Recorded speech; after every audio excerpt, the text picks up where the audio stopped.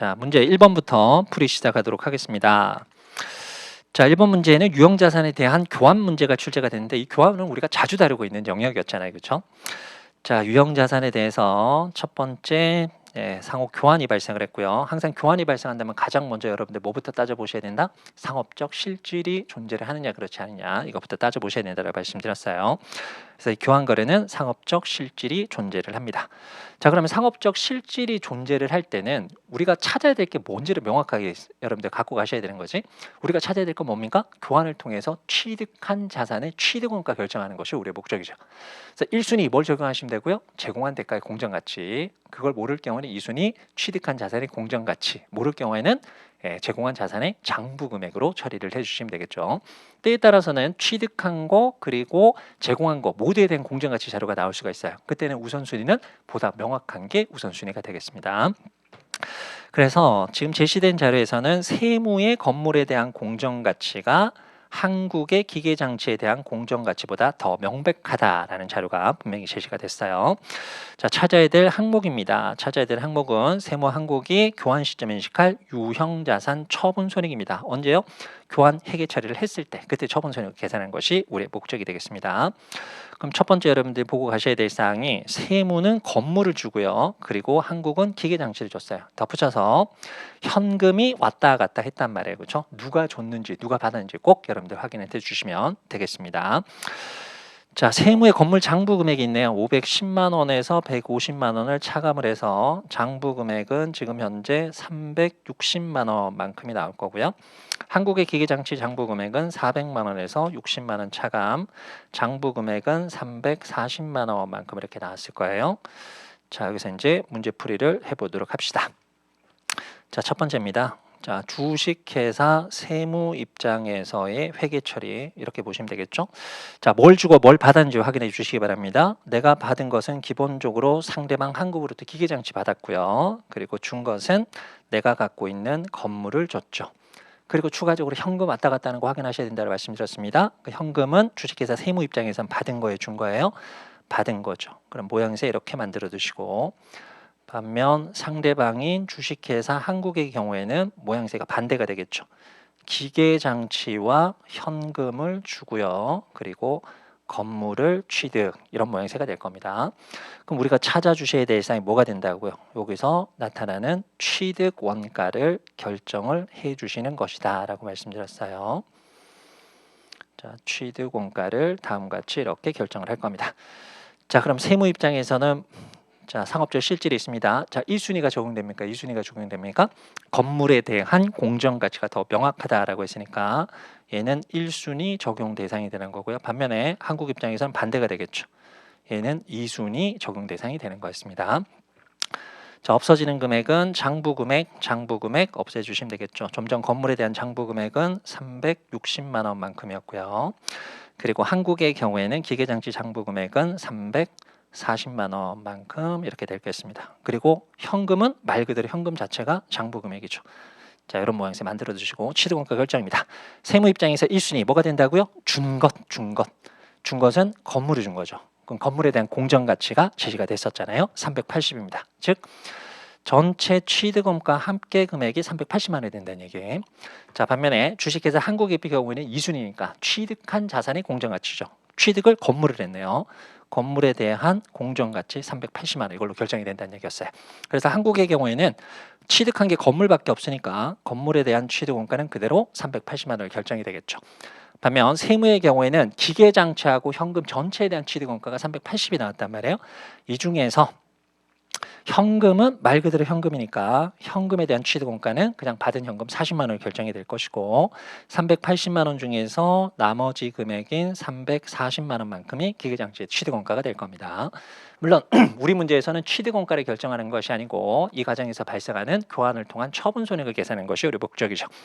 그럼 세무의 경우는 지금 대차가 안 맞단 말이에요. 차번에 380이고 대변에 360이 됐으니까 관련된 처분 이익이 20만 원만큼 이렇게 보고가 될 겁니다. 반면 주식회사 한국의 경우에는 차변도 380이고 대변도 380이니까 손익효과는 발생하지 않겠죠. 자, 따라서 1번의 답이 뽑혀 나오겠습니다. 1번의 답은 2번이 되겠죠.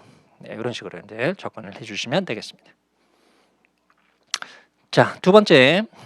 자, 재고자산에 대한 문제입니다.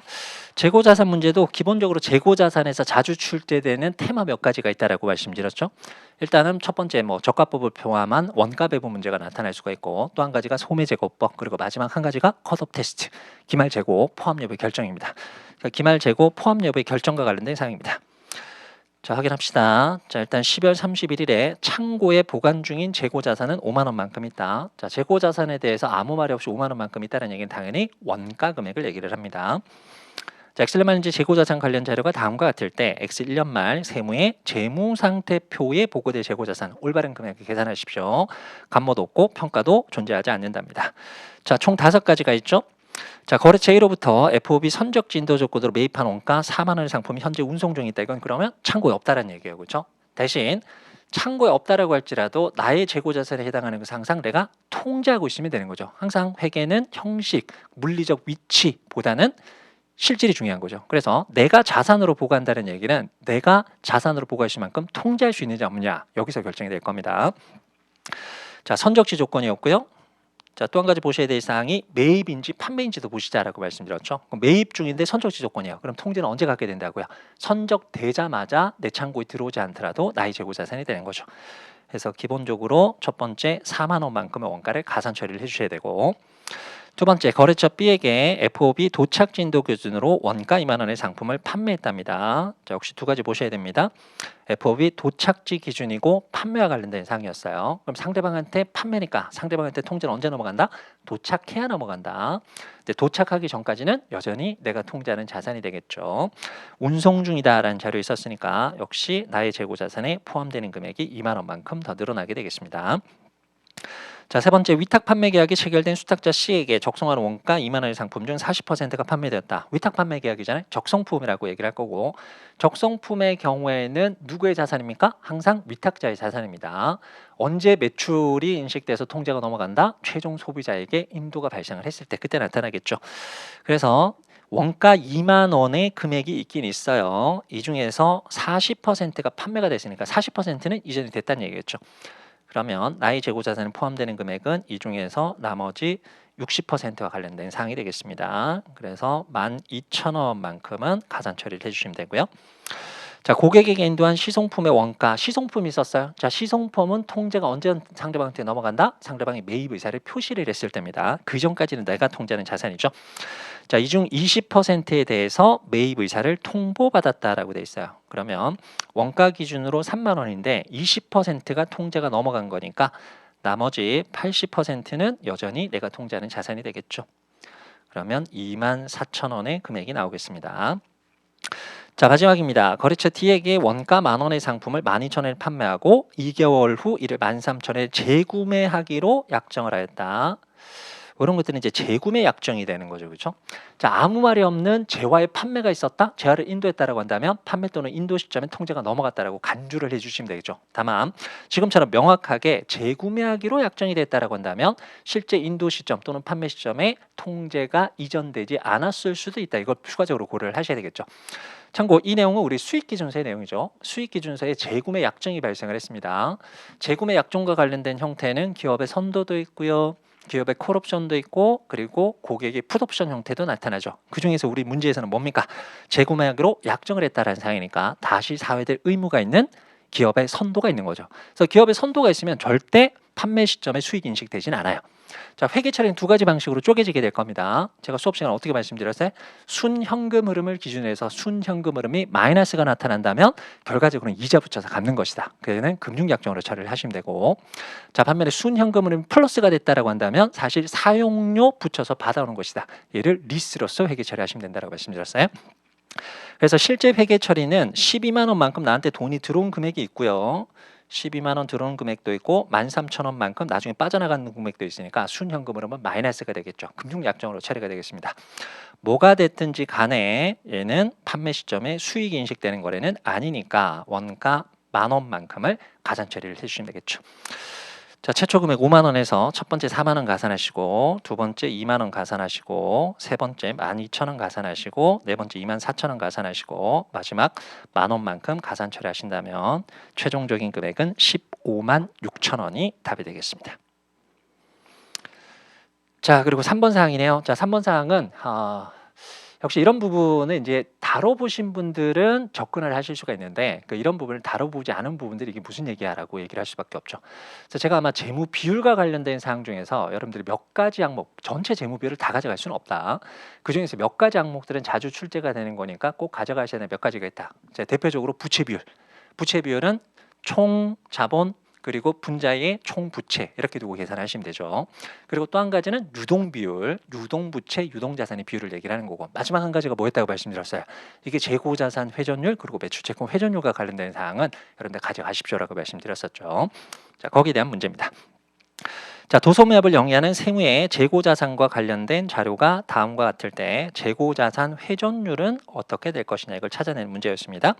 재고자산 회전율 계산 때 분모 이제 평균 재고가 들어가게 되는데 그 평균 재고는 그냥 기초하고 기말 평균 값의 차이로 금액을 계산하랍니다.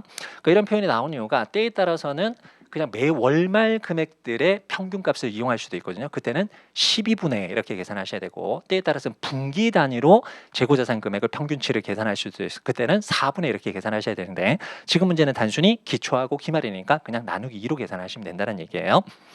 자, 매출 총이익률 자료가 있고요. 단기 매출 채권 회수, 단기 현금 매출, 매출 채권, 그리고 기초 재고의 단기 매입액, 기말 매출 채권 자료가 나왔습니다. 그래서 이런 문제는 일단은 모양새를 이렇게 좀 잡아놓고 가실 필요가 있다고요. 자, 재고자산 회전율이란 것이 있었고, 재고자산 회전율을 계산을 할 때는 말씀드린 바와 같이 분모에는 평균적인 재고자산을 두면 되고요. 분자에는 매출 원가 이렇게 계산하셔야 되거든요. 근데 지금 자료에서 매출 원가도 없고, 그리고 재고자산의 경우에도 아마 기초 재고자산만 나오고 기말 재고자산이 나오지 않았어요. 그래서 기말 재고자산까지도 여러분들 추정하셔야 됩니다. 다만 우리가 볼 수 있는 사항이 매출 총이익률 자료가 나왔죠. 그럼 우리가 매출 총이익률법이라는 걸 알고 있단 말이에요. 그 매출 총이익률은 뭐였어요? 매출액을 기준해서 매출 원가를 추정하는 방법이잖아요. 그럼 매출액만 계산될 수 있으면 매출 원가 추정하실 수 있을 것이고, 매출 원가가 추정이 된 상태에서 기초하고 단기 매입 재고가 있다면 기말 재고 자산까지도 여러분들 추정이 가능하시게 되겠죠. 그래서 이 문제는 순서상으로 본다면 우선적으로는 매출액을 먼저 계산을 해 주셔야 됩니다. 자, 매출액을 계산할 때 내용 봤더니 매출 채권도 있고 그리고 단기 현금 매출도 있으니까 외상 매출이 존재한다는 얘기잖아요. 그럼 외상 매출에 대해서는 매출 채권 금액의 계정 분석을 하실 필요가 있겠죠. 자, 제시된 자료에서 기초 매출 채권은 1,000원이었고요. 단기에 외상 매출이 발생한다면 매출 채권은 증가가 되게 될 겁니다. 자, 그리고 매출 채권이 감소하는 가장 대표적인 이용이 매출 채권을 회수하는 거잖아요. 물론 대손 자료가 나온다면 대손까지 고려하셔야 되겠지만 대손 자료는 없었단 말이에요. 그렇죠? 그럼 회수 금액이 얼마만큼이었죠? 매출 채권 회수 금액이 33,000원만큼 이렇게 나왔어요. 그럼 제시된 자료만 놓고 본다면 기말에 있는 매출 채권 금액 이렇게 나올 수밖에 없잖아요. 근데 기말 매출 채권 자료가 2,000원만큼 이렇게 제시가 됐던 겁니다. 그 역산에서 35,000원 빼기 1,000원 계산하시면 34,000원만큼의 외상 매출을 우리가 추정하실 수 있게 될 겁니다.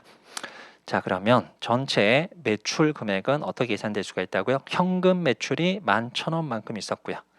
여기에 단기에 발생한 외상 매출이 34,000원만큼 나오겠죠.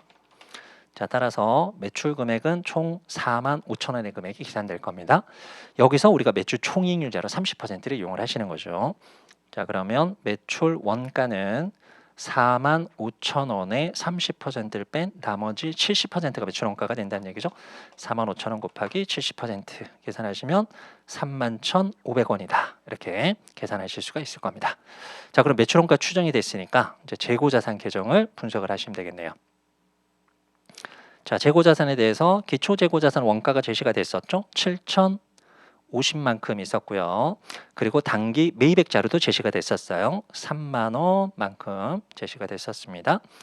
자, 덧붙여서 우리가 방금 계산했던 값이 매출 원가였잖아요. 그래서 매출 원가가 31,500원만큼 나왔으니까 7,050원에서 3만 원만큼 늘고 판매된 원가가 31,500원이니까 기말에 남아 있을 것으로 추정되는 재고자산 금액은 5,550원 이렇게 나오게 되겠죠. 자, 그럼 금액 계산 다 끝난 겁니다. 자, 매출 원가 금액은 좀 전에 계산했었던 31,500원이 되는 거고요. 두 번째, 평균 재고자산은 기초 재고자산, 기말 재고자산 평균값 계산하시면 되겠죠. 7050, 5550 나누기 2 계산하시면은 6,300원만큼이 나올 겁니다. 따라서 31,500원 나누기 6,300 계산하시면 재고자산 회전율은 5회 이렇게 계산되는 거였습니다. 네. 자, 따라서 답은 1번이네요. 자, 그리고 4번 문제는 이제 말 문제가 출제가 됐네요. 자, 말 문제입니다. 매각예정 비유동자산에 관한 설명으로 옳지 않은 것은 역시 1번부터 5번까지 여러분들 이걸 다 보실 필요는 없다. 항상 중요 키워드 몇 가지만 보고 가시면 된다라고 말씀드렸어요. 그래서 1번 문구, 2번 문구, 3번 문구, 4번 문구, 5번 문구 이렇게 쭉 나왔는데 답은 바로 여러분들이 4번입니다. 자, 매각예정 비유동자산으로 분류가 됐을 때 결과적으로는 회계처라고 측정이 필요한데 매각예정 비유동자산으로 분류가 됐을 경우는 아마 순공정가치라는 개념이 나올 겁니다. 근데 순공정가치 개념이 나왔던 이유가 결과적으로는 더 이상 사용가치가 없다. 그래서 순공정가치만을 이용해서 일종의 손상을 검토하자 이런 내용이 되는 거잖아요. 그럼 손상과 관련된 사항들의 경우에는 우린 일종의 저가법 적용이 된다고요. 그래서 현재 장부금액하고 순공정가치 둘 중에 작은 금액을 측정하시고 여기에 따라서 장부금액이 감소하는 것을 매각예정 비유동자산을 분류가 됐을 때 손상차손으로 인식을 하자는 것이 핵심적인 기준서의 내용이었다고요. 그런데 둘 중에 큰 금액 이렇게 나왔으니까 말도 안 되는 거였어요. 그렇죠? 그래서 아마 3번 문구 이런 것들은 여러분들이 일반적으로 보지 않는 문구일 수도 있습니다. 하지만 그걸 모른다라고 할지라도 명확하게 답은 4번임을 여러분들 확인하실 수 있겠죠. 자, 그리고 5번입니다. 자, 5번은 아마 원상 복구 의무가 있는 자산이었어요. 즉 복구 충당부채와 관련된 사항이었습니다. 충당부채 요건도 충족한다라고 되어 있고요. 우리가 계산하셔야 될 사항은 그래서 뭘 계산하시면 된다고요? X 1년도 인식할 당기 비용은 어떻게 될 것이냐. 제가 항상 단기 손익효과가 나타난다면 기본적으로 깔고 들어가셔야 될 사항이 두 가지가 있다. 이게 이자 수익 또는 이자 비용. 그리고 또 한 가지는 감가상각비 이렇게 말씀드렸죠. 그래서 복구 의무가 있는 유형자산의 경우에는 이자 비용하고 감가상각비가 동시에 나타나는 가장 대표적인 항목이 되겠습니다. 자, 4월 1일 취득자산입니다. 감가상각비를 계산할 때는 항상 언제부터 감가상각이 이루어지는지도 꼭 여러분들 확인하실 필요가 있다. 자, 4월 1일 취득자산이었고요. 취득원가 390에 잔존가치 30, 내용수 4년을 취득하고 원가를 정해서 연수학계법 감가상각을 하네요. 자, 감가상각합니다. 내용수 종료 40만 원 추정되는 원상 복구 의무가 있고 이는 충당부채 요건을 충족한다. 그래서 이 내용연수 종료 시점에 40만 원만큼이 나타날 거니까 이걸 취득원가에 반영하셔야 되겠죠. 최초 원가에. 그래서 할인율을 이용을 하셔야 되고요. 이 현금 흐름은 매년 연금 형태로 나타나는 건 아니죠. 그냥 4년 후에 단독적으로 발생하게 될 거니까 할인율은 단순히 0.7350 적용을 해주시면 되겠네요. 자, 그러면 40만 원 곱하기 0.735 계산하시면 현재 가치로 평가된 복구원가는 29만 4천 원만큼 바로 뽑아내실 수 있겠죠. 그러면 취득원가가 390으로 계산됐으니까 이거 두 개 더한 값인 419만 4천 원만큼이 유형자산에 대한 최초 원가가 되는 겁니다. 자, 계산 과정 들어가 보도록 합시다. 제가 복구 의무가 있는 사항의 경우에는 두 개 이렇게 모양새 만들어 놓고 시작을 하자. 그리고 습관적으로 어느 회계 기간인지도 확인하시고 얘를 언제 최초 인식을 했는지도 꼭 명확하게 로그 가시라고 말씀드렸죠.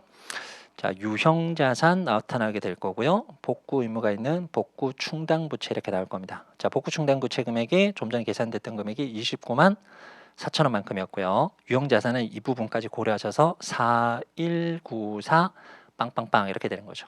근데 하나는 자산이고 하나는 부채니까 부호 관리합시다. 요거 마이너스 이렇게 붙여놓고 가시면 된다. 자, 후속적으로 감가상각 방법 확인하셔야 됩니다. 항상 자, 연수학계법으로 적용되고 연수학계법은 A 방법, B 방법, A 방법이었습니다. 감가상각 대상 금액을 기준으로 한다. 따라서 내용 연수도 확인하셔야 되고 잔존가치도 확인하셔야 됩니다. 잔존가치가 지금 30만 원만큼 재산되어 있죠. 그래서 감가상각 대상 금액은 419만 4천 원에 30만 원 차감된 389만 4천 원이 될 거예요. 자, 덧붙여서 연수학계법 상각률이니까 최초 상각률은 10분의 4에서 시작을 하시면 되겠죠. 다만 얘가 4월 1일 날 최초 인식된 금액이니까 감가상각비는 9개월치만 계산하셔야 되는 겁니다. 따라서 감가상각비 금액입니다. 3894 빵빵빵 곱하기 40%의 9개월치 효과 계산하시면 1168200원만큼의 단기 감가상각비가 나오겠죠. 그럼 여기까지 계산한다면 기말 장부금액도 나올 수가 있는데 어차피 기말 장부금을 찾으란 거 아니니까. 자, 또 한 가지는 복구 충당부채와 관련된 이자 비용 계산하셔야 되겠죠. 이거 할인할 때 적용됐던 할인율 자료가 몇 %였나요? 28%로 지금 할인됐었잖아요. 그럼 이자 계산하시는 겁니다. 29만 4천 원 곱하기 8% 계산하시면 연간 기준 23,520원. 근데 이자도 역시 9개월치 효과만 고려를 하시면 되겠죠. 1,764. 17,640원만큼. 그럼 이렇게 계산된 금액이 기말 복구 충당 부채에 나오겠죠. 우린 손익효과 계산하시면 될 거니까 손익효과는 여기까지. 하나는 감가상각비, 하나는 이자 비용이니까 둘 다 비용이죠. 그럼 단기비용은 두 개 합산하시면 되겠죠.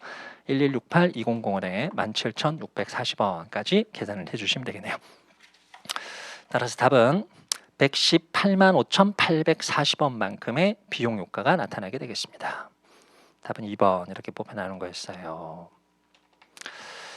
자, 6번으로 갑시다. 자, 6번 아마 저하고 많이 해보셨던 문제 유형인 것 같습니다. 이거 뭐죠? 부동산에 대한 개정대체가 발생을 한다. 자, 부동산에 대한 개정대체가 발생을 했을 때 항상 이슈사항은 새롭게 인식되는 그 부동산에 대한 최초 원가, 즉 간주원가를 어떻게 처리할 것이냐. 뭐 보셔야 됩니까?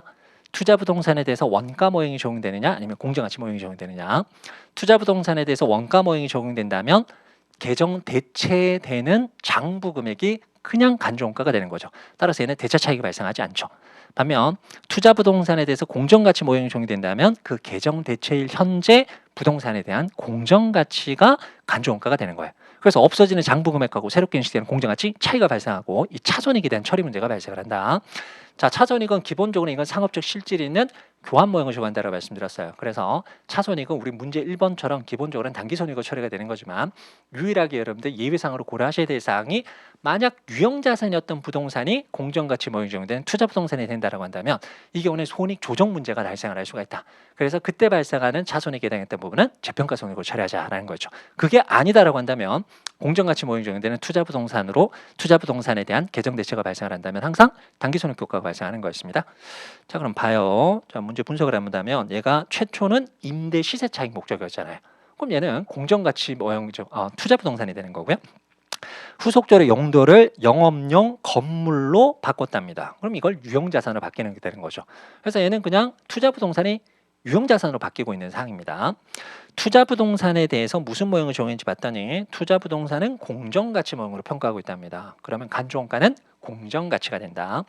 덧붙여서 바뀐 유형자산에 대해서는 재평가 모형까지도 적용을 하고 있답니다. 자, 관련된 회계 처리가 우리가 찾아주셔야 될 사항이죠. X2년도 단기 순이익에 미치는 영향입니다. 그래서 특정 회계 처리 때문에 발생하는 단기 손익 효과를 묻는 게 아니고 이 건물과 관련된 회계 처리 자체가 X는 전체 단기 손익에 미치는 영향을 묻고 있는 거죠. 자, 그럼 뭐가 발생을 할 수가 있을까요? 일단은 유형자산의 개정 대체된 이후에는 감가상각비가 나타날 수도 있고, 그리고 후속적으로는 재평가 모형을 적용하다 보면 재평가 손실이 발생을 할 수도 있겠죠. 그리고 또 한 가지는 개정 대체가 X년도 있었으니까 개정 대체로 인한 대체 손익 효과가 발생을 할 겁니다. 이게 유형자산에서 투자부동산으로 바뀌는 게 아니잖아요. 그럼 그 차손익도 단기손익으로 처리가 되겠죠. 네. 자, 풀이 시작해 보도록 합시다. 자, 일단은 X1년도부터 시작을 해보도록 합시다. 자, X1년도입니다. 최초 금액이 제시가 됐어요. 최초 금액은 그냥 100만 원이었죠. 자, X1년도까지는 그냥 얘는 공정가치 모형 적용된 투자부동산이었습니다. 감가상각할 필요 없습니다. 따라서 얘는 감가상각비를 계산하지 않으니까 얘가 1월 1일 취득인지 4월 1일 취득인지 10월 1일 취득인지 볼 필요가 없어요. 어차피 감가상각 대상이 아니니까. 그냥 기말가치 쭉 갖고 있다가 공정가치로 평가만 해주시면 되겠죠. 기말 금액은 98만 원만큼이 될 겁니다. 그래서 혹시라도 작년도 손익효과를 물어봤다라고 한다면 작년도에는 그냥 2만 원만큼의 투자부동산 평가 손실 인식하고 끝났을 거예요. 우리가 찾아야 될 건 사실 X2년도입니다. 그래서 X2년도만 놓고 본다면 기초 금액을 어디서 시작하시면 됩니까? 작년 말까지는 투자부동산 공정가치 모형이었으니까 그냥 작년 말에 공정가치인 98만 원에서 시작을 하시면 되고, 개정대체가 발생하는 날짜를 확인해 주시고, 개정대체가 발생하는 날짜가 언제였나요? X2년도 5월 1일이었습니다. 우린 5월 1일자 현재 장부금을 보시면 되는데, 만약에 얘가 유형자산이었다고 한다면 이 기간 동안 아마 사용을 통해서 소모되는 원가가 나타날 거예요. 그러면 얘는 감가상각비라는 원가 배분을 할 필요가 있겠지만 투자부동산 공정가치 모형은 그런 게 없다고요. 그래서 평가가 현상이 전혀 나타나지 않습니다. 그래서 이 날짜 현재의 장부 금액도 여전히 98만 원만큼 나올 거예요. 자, 그리고 이 금액의 장부 금액이 없어지고 5월 1일자 현재 공정가치로 최초 간주원가가 나타나겠죠. 그 금액이 105만 원만큼이 이렇게 계산이 됐던 거였어요. 그럼 105만 원의 자산이 인식되고 98만 원의 자산이 없어지게 될 거니까 7만 원만큼의 차손익, 순자산 증가가 발생하는데 얘가 당기손익으로 인식되는 계정대체손익이 된다는 거였습니다. 자, 그러면 요 공정가치로 계산된 금액 105만 원만큼 있죠. 이 금액이 뭐가 된다고요? 그냥 5월 1일에 새롭게 취득한 유형자산에 대한 취득원가가 되는 거죠. 유형자산은 원가 배분 과정 필요하단 말이에요. 감가상각조차 들어갈 겁니다. 자, 자료에서 감가상각을 어떻게 돼 있나요? 정액법 적용한다라고 제시가 되고 있었고요. 감가상각 할 거니까 또 내용연수 확인하셔야 되죠.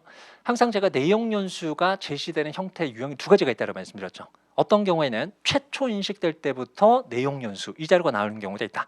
그러면 그 시점 현재 남아있는 잔여내용수 여러분들 추정하셔야 되고, 때에 따라서는 특정 회계 처리가 발생하고 그때 잔여내용수 자료가 나오는 경우가 있죠.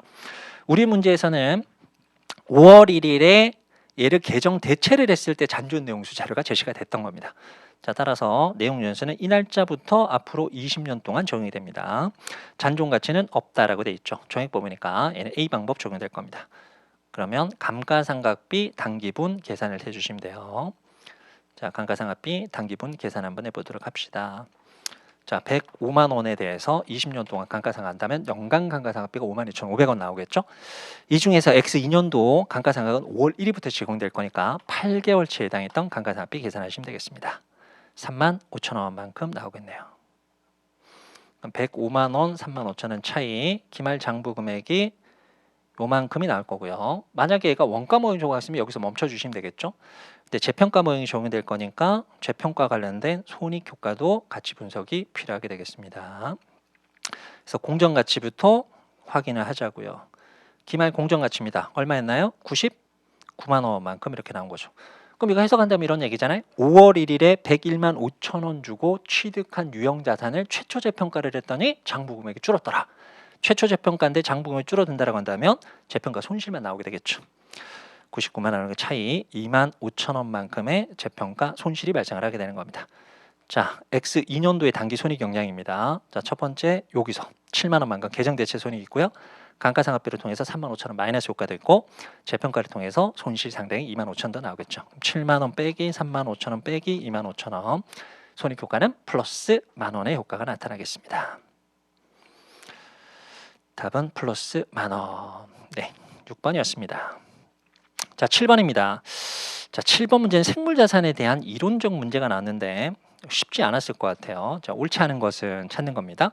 자, 1번부터 5번까지 내용이 있습니다. 1번 생물자산이나 수확물을 미래 일정 시점에 판매하는 계약을 체결했을 때 공정가치는 시장에 참여하는 구매자와 판매자가 거래하게 될 현행 시장의 상황을 반영하기 때문에 계약 가격이 공정가치 측량에 반드시 목적 적합한 것은 아니다. 얘는 사실 이제 생물자산뿐만 아니고 모든 공정가치 개념이 유사하지 않나요? 공정가치는 누구 관점에서 측정하셔야 된다고요? 당사자 관점? 아니라고요. 그렇죠? 얘는 항상 시장 참여자 관점으로 얘기를 한다고요.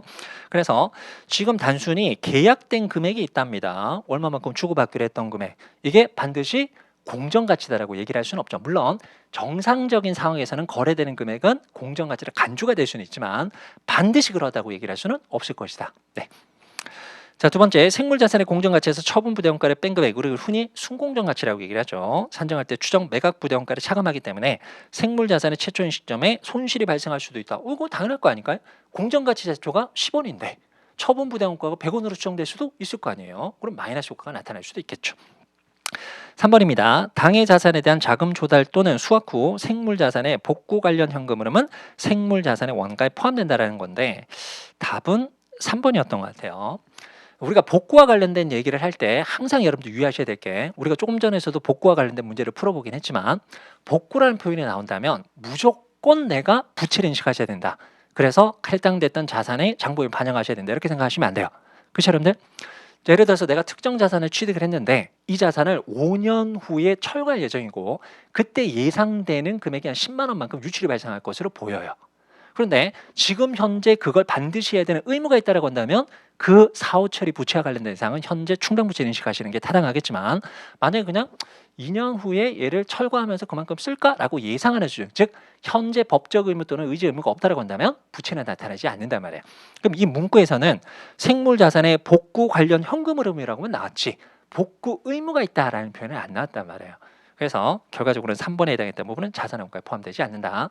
물론 제가 설명을 드리니까 그렇구나 하겠지만 실제 시험 문제 나왔을 때는 요게 답이다라고 뽑기는 녹록하지는 않았던 문제 유형이었던 것 같습니다. 네, 나머지 4번하고 5번은 조금 명확했던 문구였죠. 네. 자, 8번으로 갑시다. 자, 8번은 무형자산 문제이기는 한데 실질적으로는 유형자산과 전혀 다를 바 없는 문제죠. 자, 주식회사 세무가 차세대 지능용 로봇을 개발하고 있답니다. 자, 지금 연구 개발이 진행되고 있습니다. 그럼 머릿속에 뭐가 떠오르셔야 되죠? 내부 창출 무형자산, 연구 단계, 개발 단계. 연구 단계는 비용, 개발 단계는 자산인식 요건을 충족했다라고 한다면 개발비라는 자산으로, 그렇지 못하라고 한다면 비용으로 처리한다. 자, 개발 활동에 지출한 내역은 다음과 같고 모두 무형자산 요건을 충족한다라는 자료가 나왔으니까 아래에 제시됐던 개발 활동에서 지출된 금액은 다 개발비라는 무형자산 취득원가에 포함될 겁니다. 자, 세무는 동무형자산에 대해서 원가 모형을 적용을 하고 있고 X2년도 5월 1일부터 사용하기 시작했다. 이 자료가 갖고 있는 의미가 뭐가 된다고요? 우리는 항상 유형자산이든 무형자산이든 감가상각 또는 무형자산 상각을 합니다. 언제부터요? 사용 가능하게 땜 때부터. 따라서 X년 5월 1일자부터 상각이 개시가 된다는 얘기예요. 이거 높아심이 말씀드린다마는 개발비 인식 요건을 충족했다라는 표현이 상각이 개시된다는 얘기가 아니죠. 개발비 요건을 충족한 시점부터 자산으로 잡겠다는 얘기가 되는 거지. 상각은 항상 사용 가능하게 된 때부터 상각을 개시하게 될 겁니다. 그래서 위에 있는 450만 원과 750만 원은 엑스년도 4월 30일까지 그냥 개발비 원가를 집계를 해주시고 이 집계된 금액을 기준으로 해서 엑스년도 5월 1일부터 무형자산 상각이 시작되겠죠. 자, 세무는 매년 말 무형자산의 손상징후를 검사하고 회수관액을 추정해서 손상차손 및 손상성 환입을 인식을 합니다. 각 시점에 회수관액 자료가 나왔습니다. 우리가 찾아야 될 사항이네요. X3년도의 손상차손 그리고 X4년도의 손상차손 환입액입니다. 자, 금액 계산 들어갑시다. 자, 상각부터 시작을 한번 해보도록 하죠. 자, 이거 언제 상각이 개시된다라고 말씀드렸어요. X2년도 5월 1일부터 사용이 가능하니까 이때부터 상각이 개시가 되는 겁니다. 최초 원가에 대해서 시작합시다. 최초 원가가 얼마였어요? 작년도 450, 올해 4월 30일까지 750, 금액 1200만 원에서 시작입니다. 상각이니까 또 상각 요소들 고려해 주시고 내용 연수는 10년 적용이 되네요. 정액법 적용입니다. 정액법 적용 10년에 대해서 잔존 가치는 없다. 첫째 년도에 감가상각비, 무형자산 상각비인데 그냥 감가상각비 DP라고 써보도록 합시다. 그럼 연간 기준으로 120만 원의 금액이 계산될 거고요. 5월 1일부터 상각이 계산됐으니까 역시 자, 8개월치에 해당했던 감가상각비, 무형자산 상각비가 나올 겁니다. 그러면 80만 원 나오겠죠. 빼기 1200만 원. 기말 장부 금액이 1120만 원입니다. 원가 모이니까 공정가치 평가는 할 필요는 없고요. 마지막 손상 검토만 해주시면 되겠죠. 그래서 최종적으로 재무상태표에 표시되는 금액입니다. 봤더니 X2년 말에 1150만 원 나왔으니까 현재 장부보다 회수관액이 높죠. 손상은 없었습니다. 차기로 이월되는 금액은 그대로 1120만 원만큼 이월될 거고요. 그리고 우리 문제에서 묻고 있는 X3년도가 된 거죠. 그럼 작년 말 1120에서 시작을 하시고 상각비 계산을 하는데 어차피 상각 대상 금액이 변동이 발생하지 않았으니까 작년도가 똑같을 거 아니에요? 대신 1년치 계산만 해주시면 되겠죠. 120만 원입니다. 따라서 120만 원의 효과 고려하신다면 기말 장부 금액은 1000만 원 이렇게 나오게 되겠네요. 자, 최종적으로 또 혹시 원가 모이니까 자, 마지막으로 회수관액이 또 검토를 한번 해봅시다. 자, X3년 말이죠. X3년 말의 회수관액은 820 나왔네요. 그럼 현재 장부보다 더 낮으니까 820만 원으로 재무제표 금액을 확정 지어주시고 양자의 차이에 대해서 180만 원만큼의 손상차손이 최초 인식되겠습니다. 자, 그리고 X4년도로 가도록 하죠. 자, X4년도입니다. X4년도 정기 2월액은 820만에서 시작하시면 되고 작년에 손상 때문에 상각 대상 금액에 변동이 발생을 했어요. 자, 따라서 상각비는 계속 조정을 하셔야 되겠죠. 자, 얼마만큼 경과가 된 겁니까? 당초 10년의 내용 연수였는데요. X2년도에 8개월 흘렀고요. X 3년도에 12개월을 흘렀으니까 개월수로 얘기한다면 20개월만큼 흘렀네요. 이게 이렇게 될 경우에는 아마 연수로 환산하기가 조금 힘들 것 같습니다. 그래서 얘를 월수로 계산 한번 해보도록 할게요. 자, 당초 10년이었으니까 개월수로 한다면 총 120개월이 될 거 아니에요. 이미 이 중에서 20개월이 경과됐으니까 자, 100개월이 남았네요. 잔존 가치는 없습니다. 따라서 820만 원에 대해서 1개월당 금액은 82,000원 금액이 계산될 거고 X 4년도 12개월 치고까지 98만 4천 원만큼의 무형자산 상각비가 나타나겠죠.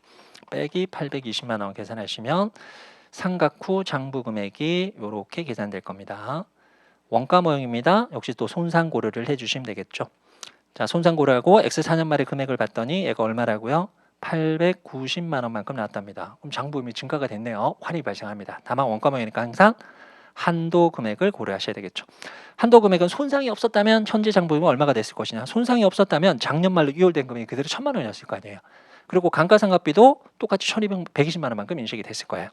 그럼 1,000만 원에 120만 원의 추가적인 감가상각비 효과 고려하신다면 한도 금액은 880만 원이 되겠죠. 지금 한도에 걸린 거예요. 그렇죠?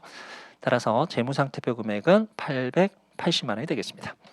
721만 6천 원짜리가 이 금액이 되기 위해서는 158만 4천 원만큼의 손상차손 환입이 나타날 수밖에 없겠죠. 금액 계산이 됐네요. 자, 따라서 X 3년도의 손상차손 금액은 180만 원, X 4년도의 손상차손 환입액은 158만 4천 원 이렇게 나오게 되겠습니다. 자, 그리고 9번입니다. 자, 9번은 말문구가 제시가 됐네요. 자, 옳지 않은 거 찾아봅시다. 1번, 2번, 3번, 4번, 5번 이렇게 나와 있는데 답은 4번이었던 것 같습니다. 자, 가득기간 이후 현금결정 주식기준 보상거래 조건이 변경돼서 주식결정으로 변경되는 경우 그 주식결정 주식기준 보상거래에서 지분상품은 가득기간 종료일이라고 하는데 이 부분이 아마 틀렸던 문구였던 것 같습니다. 기준으로 공제가 측정해서 자본으로 회계 처리한다. 이게 아니죠. 그렇죠? 자, 지금처럼 현금형에서 주식형으로 유형이 바뀌는 경우가 있어요. 그때는 현금형으로 잡혀놨던 부채 금액이 있지. 그 금액을 싹 다 제거하시고 그리고 주식형의 자본 항목 인식하셔야 되는데 그때 그 인식되는 금액의 공정가치는 어느 날짜를 기준으로 하셔야 된다? 유형이 변경되는 그 날짜를 기준에서 계산하셔야 되는 거죠. 느닷없이 가득기간 종료일을 기준으로 해서 나온 사항은 아니었어요. 답은 4번이었습니다. 자, 그리고 10번 문제네요. 구조조정과 관련된 사항입니다. 최근 들어서 이 구조조정과 관련된 문제가 회계사, 세무사 공통적으로 참 많이 출제가 되네요. 자, 맞는 거 찾아봅시다. 옳은 거 찾는 겁니다. 자, 항상 구조조정 충당부채와 관련된 이슈는 두 가지거든요. 자, 첫 번째는 이 구조조정 충당부채를 인식해야 될 요건이 어떻게 될 것이냐는 겁니다. 자, 구조조정 충당부채는 기본적으로 이 의제 의무라는 것이 있어야 된단 말이에요. 그래서 의제 의무가 나타나기 위해서는 뭐가 있어야 되고요. 계획이 완전하게 확실하게 수립되고 공표되고 상대방한테 정당한 기대를 갖게 된다. 이게 첫 번째 요건과 관련된 사항이고, 두 번째는 그 요건을 충족했을 때 구조조정 충당부채에 포함되는 금액들이 어떤 것까지를 범위를 처리할 것이냐 이 문제가 발생을 하게 될 거예요. 자, 기본적으로 구조조정이 발생한다면 여러 가지 형태의 지출 등등이 발생을 할 수가 있는데 그 모든 사항이 구조조정 충당부채에 들어가는 건 아니죠. 기본적으로는 그 구조조정 때문에 필수적으로 발생하는 금액들만 구조조정 충당부채에 포함되고 간접적으로 발생하는 금액은 구조조정 충당부채에 포함되면 안 되죠. 플러스 지금 현재 지출이 발생하는데 이게 만약에 기업의 미래 영업과 관련된 사항이다라고 한다면 그건 구조조정 충당부채와 관련이 없다라고 보셔야 되는 겁니다. 자, 그래서 첫 번째 항목이 얘가 있네요. 새로운 제도와 물류체계 구축. 이거 하는 이유는 새로운 제도 그리고 물류체계 만들어 놓으면 나중에 장사에 도움이 되겠죠. 예를 미래 영업과 관련된 사항이니까 충당부채 포함하는 사항이 아니게 되겠습니다. 그래서 옳은 거 찾는 거니까 포함한다라고 했으니까 틀렸죠. 자, 이번 구조조정 일환으로 자산의 매각을 계획하는 경우 구조조정과 관련해서 예상되는 자산 처분이익은 구조조정 충당부채 측정 시 구조조정 충당부채로 인식할 수 있는 지출과 상계된다. 충당부채를 측정할 때는 관련돼 있어 예상되는 자산의 처분이익은 고려하지 않는다. 틀렸고요. 자, 3번입니다. 기업의 계속적인 활동과 관련이 있는 지출. 이거 명시적으로 나왔잖아요. 그렇죠? 계속적인 활동과 관련된 지출은 미래 영업과 관련된 사항이었어요. 충당부채에 포함하지 않습니다. 4번 구조조정에서 생기는 간접비용. 이건 명시적으로 간접비용이라고 얘기를 했잖아요. 역시 포함하지 않습니다. 그럼 답은 5번밖에 없겠죠. 자, 구조조정 완료할 때까지 생길 것으로 예상되는 영업손실이 나왔어요. 그럼 영업손실은 사실 아무것도 안 했단 말이거든. 따라서 영업손실 또는 예상되는 원가와 관련된 사항은 현재 의무가 발생하지 않기 때문에 아무런 회계처리에 나타나지 않습니다. 물론 여기에 대한 유일한 예외사항이 손실부담 계약이라는 것이 나타납니다. 답은 5번이었습니다. 자, 11번 문제로 갑시다. 자, 11번. 자, 종업원 급여와 관련된 사항인데 얘도 역시 마찬가지예요. 답이 아마 1번에서 아마 결정이 될 것 같습니다. 자, 우리가 찾아야 될 사항이 옳지 않은 거 찾는 거란 말이에요. 단기 종업원 급여에 해당하는 누적 유급휴가 나왔어요. 그래서 제가 여러분들한테 아마 말씀드렸던 바와 같이 아마 종업원 급여와 관련된 거의 대부분의 문제는 확정 급여제도 형태로 출제될 가능성이 높다. 계산 문제가 나온다면 나머지는 일부 말 문제만 대비를 하시면 된다. 그래서 그 중에서 그나마 단기 종업원 급여와 관련해서 여러분들 유의하게 보셔야 될 사항은 유급휴가 정도밖에 없다라고 말씀드렸죠. 그러니까 유급휴가가 나온다면 기본적으로는 얘가 누적인지 비누적인지 확인하셔야 되고, 비누적의 경우에는 실제 휴가가 사용될 때 비용 처리하고 대가 지급하면서 끝내버리시면 되죠. 이게 미래로 이월되지는 않으니까. 근데 만약에 얘가 누적이다라고 한다면 올해 휴가를 갈 수 있음에도 불구하고 가지 않고 일을 했다. 그만큼 내년도에 유급휴가가 더 늘어나게 될 거 아니에요. 그럼 보고기간 말이 됐을 때는 이로 인해서 증가하는 예상 원가에 대해서 미지급 비용이라는 걸 잡아주셔야 되는 거죠. 그래서 얘는 실제 사용될 때만 비용이 인식된다라고 하는 표현은 틀린 표현이 될 수밖에 없겠죠. 그래서 누적적인 유급 휴가의 예상 원가는 종업원이 휴가를 실제 사용할 때 아니죠. 얘는 미래 휴가 일수를 증가시키는 근무용을 제공했을 때 인식됩니다. 이 문장이 맞기 위해서는 얘가 누적이 아니고 비누적인 경우에 맞는 표현이 되겠습니다. 그래서 1번에서 답을 확인하셨으면 사실 뭐 2번부터 5번까지는 볼 필요는 없는 거죠. 그렇죠? 네. 네, 여기까지가 11번까지의 내용이었습니다. 네, 일단은 11번까지 여러분들하고 정리하고 잠깐 쉬었다가 12번부터 강평 시작하도록 할게요.